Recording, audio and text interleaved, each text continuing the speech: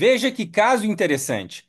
Eu vou apresentar um caso clínico sobre a hanseníase de uma paciente que foi diagnosticada por mim e que eu tive a oportunidade de acompanhar todo o seu tratamento. E vou dar insights importantes para o diagnóstico e também para a evolução do acompanhamento. Então preste atenção, fique até o final deste vídeo e já aproveite para curtir, salvar e compartilhar com todos os seus amigos. Resolvendo o caso clínico. Uma forma de aprender a hanseníase. Este é o caso clínico número 3 que estou apresentando aqui no canal.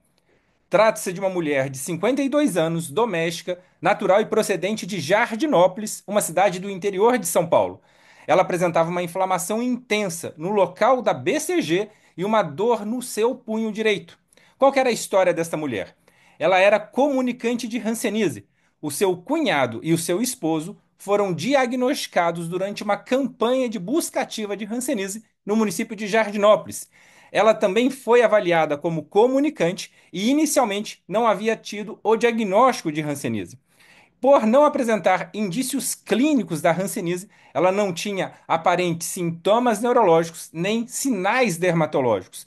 Ela fora submetida à dose de reforço da BCG, conforme as diretrizes e protocolos da hanseníase. Ela tinha apenas uma cicatriz de BCG e era comunicante saudável, então ela tomou a dose de reforço da BCG.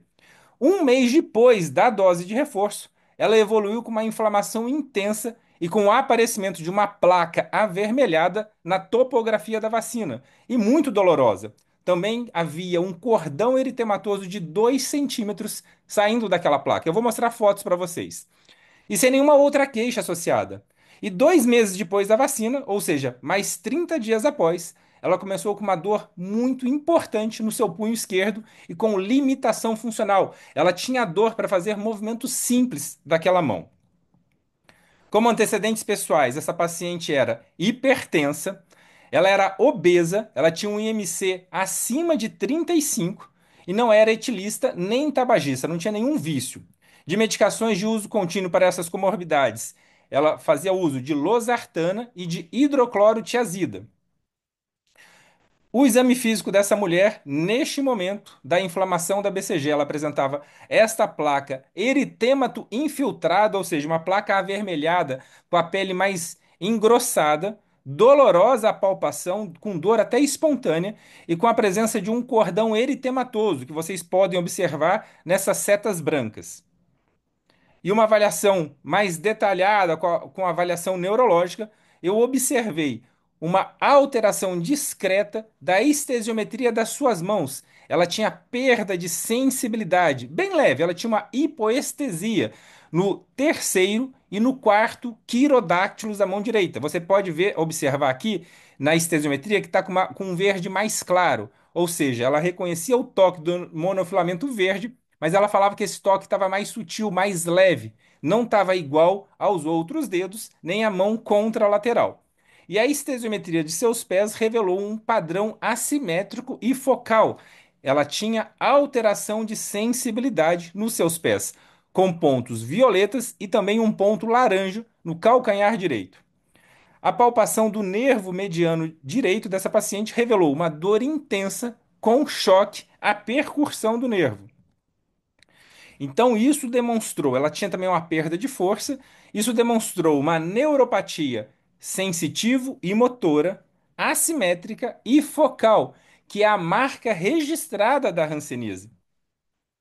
Como exames complementares, essa paciente realizou eletroneuromiografia. E veja só que interessante, ela apresentava assimetria de velocidade de condução dos nervos medianos, que era muito mais intensa no terceiro quirodáctilo direito, com diminuição de velocidade de condução no segmento palma-punho. Ou seja, o nervo mediano dela, o nervo que sai lá do pescoço, do plexo, e vem até a ponta do dedo, esse nervo, a hora que passa ali pelo punho, a hora que passa pela palma da mão, a hora que chega ali no terceiro dedo, o impulso elétrico ele tem uma redução de velocidade de condução. Imagine só que é um carro de corrida numa estrada. A hora que ele chega em determinado ponto, esse carro parece que está passando em quebra-molas, ou seja, ele reduz a sua velocidade. E isso, pessoal, com essa característica é bem sugestivo de hanseníase. E alguns neurologistas que não tiverem um olhar detalhado, com conhecimento para hanseníase, podem descrever isso simplesmente como síndrome do túnel do carpo. Por quê? Os sintomas clínicos da compressão do nervo mediano no túnel do carpo e da hanseníase e do acometimento do nervo mediano pela bactéria da hanseníase são os mesmos, com dor, com choque, com formigamento na mão. E os achados de eletroneuromiografia do dano no nervo mediano, seja por compressão no túnel do carpo, seja pelo dano da bactéria da Hanseníase, são os mesmos. Então, por isso que a gente tem que ter esse olhar atento e pensar na Hanseníase. E lembrando que essa mulher ficou assim depois da vacina BCG e ela tinha dois familiares que tinham o diagnóstico recente da Hanseníase.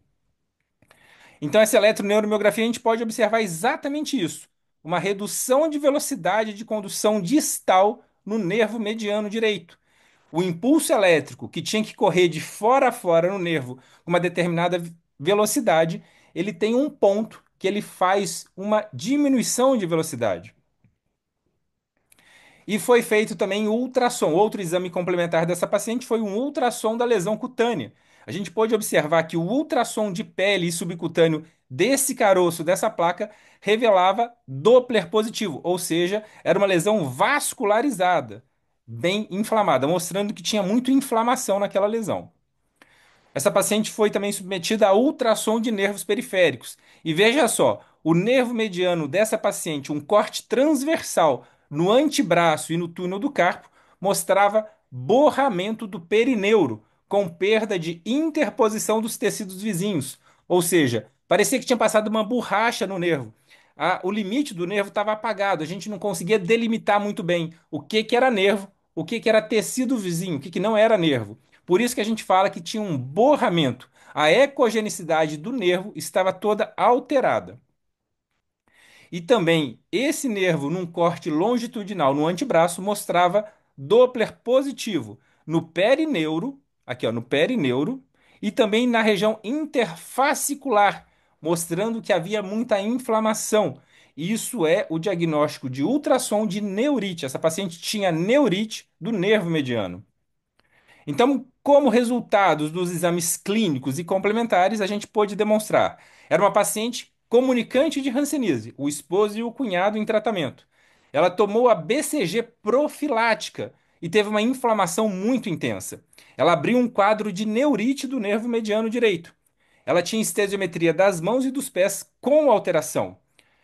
Ela teve uma neuropatia, portanto, assimétrica e focal do mediano direito, que era no punho direito, e dos tibiais, lembrando que a região plantar é inervada por diversos ramos dos nervos tibiais. Então, com aquela assimetria e focalidade, a gente mostrou que ela tinha, de forma objetiva, uma neuropatia do tibial bilateralmente. E o ultrassom do nervo evidenciou neurite, evidenciou Doppler positivo no perineuro e intrafascicular, além da eletroneuromiografia, mostrando reduções de velocidades de condução de forma assimétrica. Portanto, essa paciente foi diagnosticada com hanseníase neural pura, ela não tinha nenhuma mancha na sua pele e neurite do nervo mediano direito. Neurite do nervo acaba que é pleonasmo, perdão, neurite do mediano direito. E qual que seria a melhor opção para tratar essa paciente? Vamos lembrar que ela é hipertensa e obesa. Essa paciente tinha um IMC muito alto. A poliquimioterapia, a cartela convencional de tratamento da hanseníase, com rifampicina, clofazimina e dapsona, ela é segura, mas ela tem esses efeitos colaterais que estão de um lado da bandeja, né? De um lado da balança, perdão. Do outro lado, tem os benefícios do tratamento, que são muito superiores. Mas será que seria a melhor opção de tratamento para essa paciente obesa com neurite? O que que eu levei em conta? A paciente hipertensa com MC alto, ela ia precisar de uma alta dose de prednisona para controlar aquela inflamação intensa da lesão de pele e também do nervo mediano. Então, foi feita uma revisão, eu fiz junto com, eu estava durante o doutorado, eu fiz uma revisão de todos os protocolos da Hanseníase, dos guidelines da Hanseníase, e a gente decidiu tratar essa paciente com a moxifloxacina, que é um antibiótico da classe quinolona, que ela tem um grande poder bactericida no tratamento da hanseníase. E, inclusive, existe estudo mostrando isso. Esse estudo, ele mostra que em 7 dias, esse antibiótico é capaz de matar 80% das bactérias. E até 14 dias ele tem uma capacidade de matar mais ou menos, cerca de 99% das bactérias. E a gente observa nesse estudo alguns casos clínicos mostrando uma evolução, uma involução daquela infiltração das lesões de pele, até que relativamente rápida, com o uso da moxifloxacina. Então foi proposto o tratamento dessa mulher com esquema substitutivo, com moxifloxacina 400 miligramas diários e minociclina 100 miligramas diário. Então aqui só para mostrar, de acordo com as diretrizes do Ministério da Saúde, no nosso país só temos disponíveis a minociclina, a ofloxacina e a claritromicina. Mas se a gente for levar em conta os guidelines da Organização Mundial da Saúde, entram mais duas drogas, a levofloxacina e a moxifloxacina. Então a moxifloxacina é recomendada pela OMS no tratamento da hanseníase, mas de acordo com o protocolo da OMS, apenas para casos que seja demonstrada resistência bacteriana. E qual foi a evolução da paciente com esse tratamento? Olha que interessantíssimo. Com 7 dias de tratamento da hanseníase, essa paciente já não tinha mais o borramento do nervo mediano e voltou a ter aquele aspecto de colmeia. Ou seja, o nervo dessa paciente já tinha praticamente melhorado, praticamente curado com 7 dias de tratamento. Com esse esquema de moxifloxacina e minociclina diário, essa paciente ela evoluiu com uma diminuição do fluxo Doppler do perineuro e ausência do intrafascicular, ou seja, com uma semana de tratamento, ela já não tinha mais evidência de ultrassom de neurite.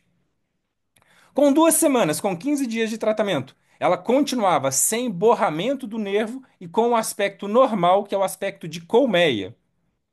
E pôde evoluir, inclusive, ao longo de meses. Essa paciente ela chegou a ser submetida a ultrassom mensalmente.